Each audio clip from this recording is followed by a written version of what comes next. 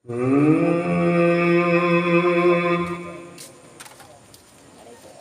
কালো টোলার মমিন, কালো টোলা না? আচ্ছা, মমিন কাকে বলে? মাশাআল্লাহ, খুশি হলাম। জানেন তো আমাদের কালেজুর সাইডে আছে কি মমিন জোলাকে বলে। ওটা আলাদা কথা, ওটা গ্রাম্য রেওয়াজ। আসলে মমিন যারা ইমানদার ব্যক্তি তাদেরকে মমিন বলে বাবা। যার জন্য আমি বলছি, ও গো কালো টোলার মমিন বড়ই গো ভাগ্যবান। কেন?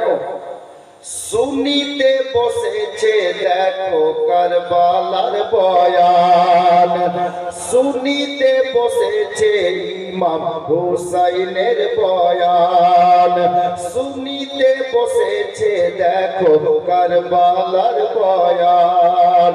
ও গহুর পরি আর ফারিশতারা আসিছে তামাম, শুনিবে সকলে আমার হুসাইনের বয়ান, শুনিবে সকলে ইমাম হুসাইনের বয়ান।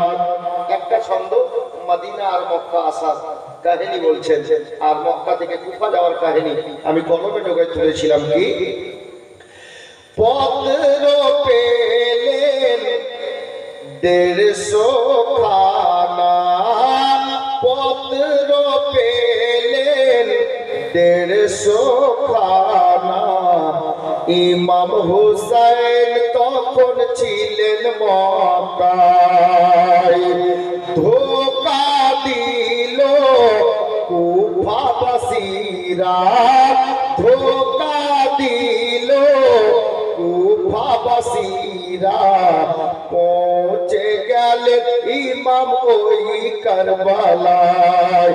ও পৌঁছে সে থাই পানির জন্য, পৌঁছে সে থাই পানির জন্য বড়ই পারিশান, শুনিতে বসেছে দেখো কারবালার বয়ান, শুনিতে বসেছে সবাই কারবালার বয়ান।